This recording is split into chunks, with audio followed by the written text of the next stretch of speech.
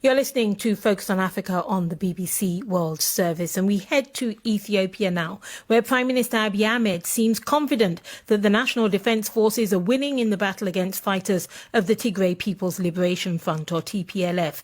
This time yesterday, he even tweeted, "Congratulations, victory is always Ethiopian." And today he said the enemy will be destroyed soon. He's been speaking from the front line. So far, the victory we have achieved is a great one. The enemy suffered heavy casualties.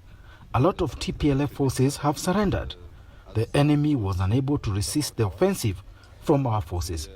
But our ultimate goal is to bring peace and prosperity to Ethiopia.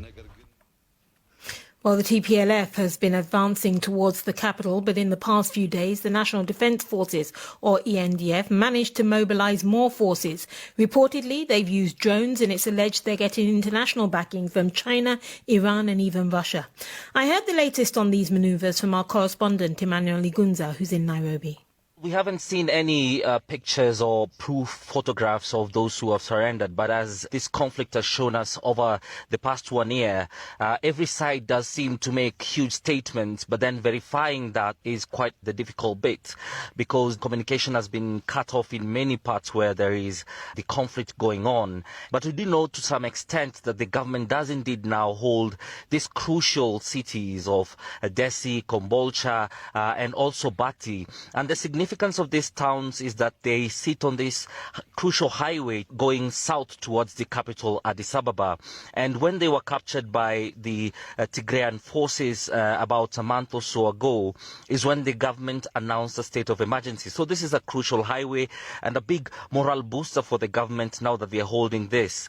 TPLF forces, a spokesperson has been tweeting over the day saying that there was no fight at all during this period, that they had made a tactical withdrawal from the area. So it's quite difficult at the moment to just figure out which part holds which cities in this ongoing conflict. Yes, indeed. Getachew Reda, I believe, is the TPLF spokesman you refer to, because he has been saying that this was a strategic retreat. And he then said that forces of the TPLF have crushed the enemy, and he said that they're still going to carry on in further weeks. I mean, both sides have been grandstanding, and they don't seem to want to compromise or adhere to the international calls to go back to go to the negotiation table for these mediation talks, which are being led by the African Union. They both seem to feel that they can win this militarily. It does appear that they're creating sort of like a buffer zone within their own region.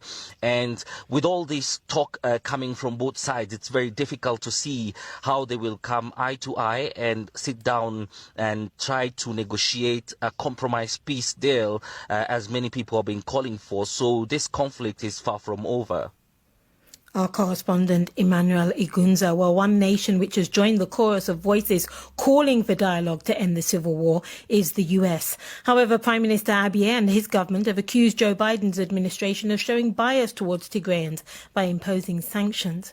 Well, joining me now from Washington, D.C. is US Senator Chris Coons, who serves on the Foreign Relations Committee and until recently served as US Special Representative to Ethiopia. He's just written an article in Foreign Affairs magazine warning of the breakup of the country and a descent into even further conflict if peace is not attained through that dialogue.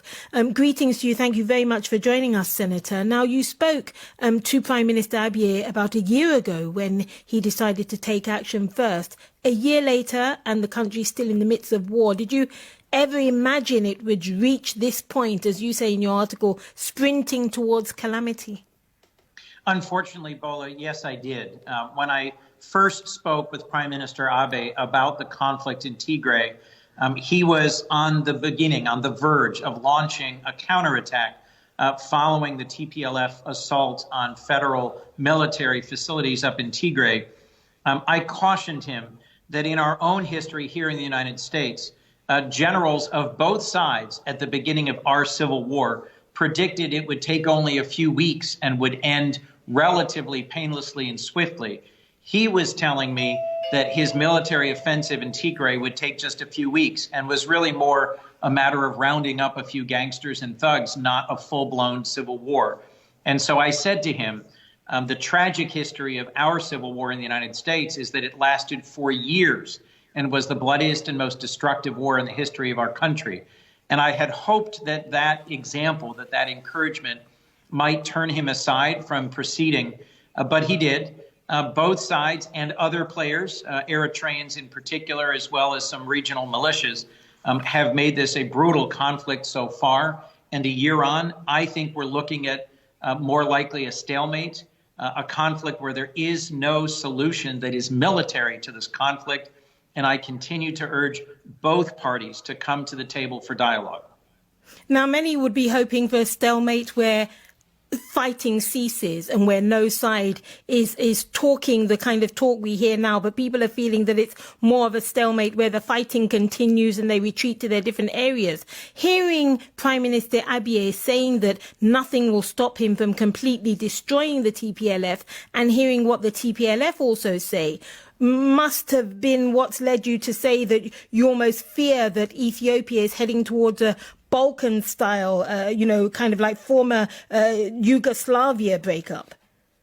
That's right, Bola. And that reflects the fact that there are ethnic militias throughout Ethiopia. There are divisions within the Federal Republic of Ethiopia rooted in language, in religion, in traditions, in historic grievances.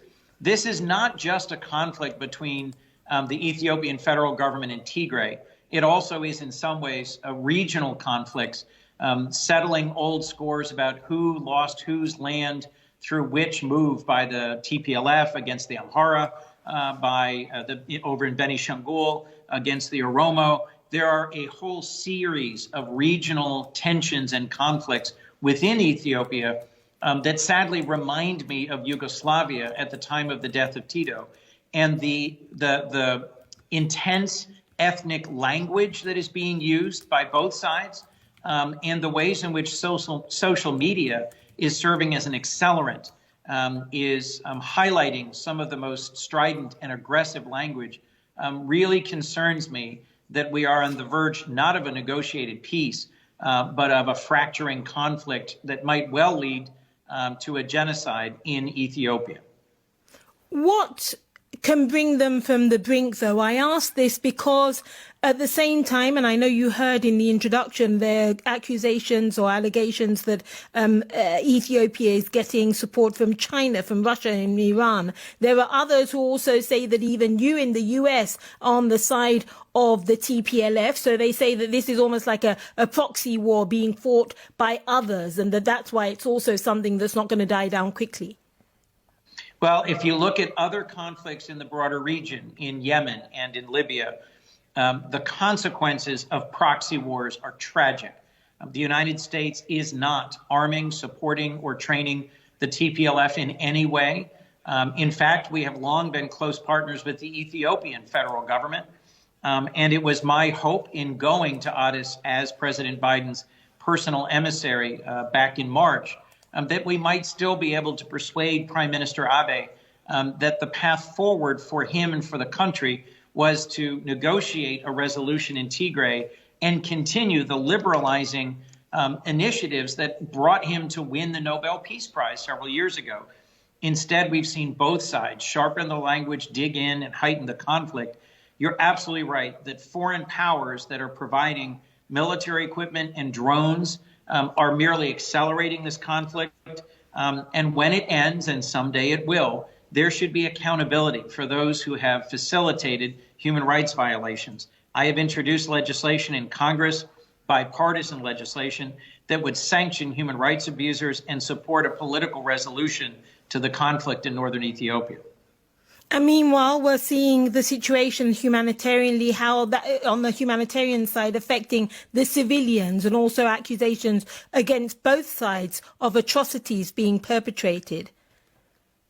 That's right. I also visited a refugee camp in easternmost Sudan, where I had the chance to meet in person with refugees who'd fled violence and abuse in Tigray, and to hear their stories. And for anyone who thinks that there aren't widespread human rights abuses that have been committed really on all sides by the ENDF, by the TPLF, by Amhara militia, by other actors, by Eritreans, then they haven't followed this conflict. There has been widespread use of rape as a tool of war, massacres of civilians, abuse of historic sites. There's a lot of different reasons to be concerned here, but the principal one is the use of hunger as a weapon of war. There are millions in Ethiopia. The estimate currently is 7 million in need of humanitarian aid, and something like 400,000 on the brink of famine, in no small part because of a blockade. Senator Coons, thank you very much for joining us this day on Focus on Africa to speak about the situation and your lobbying to have dialogue in Ethiopia. Senator Chris Coons there speaking from Washington, D.C.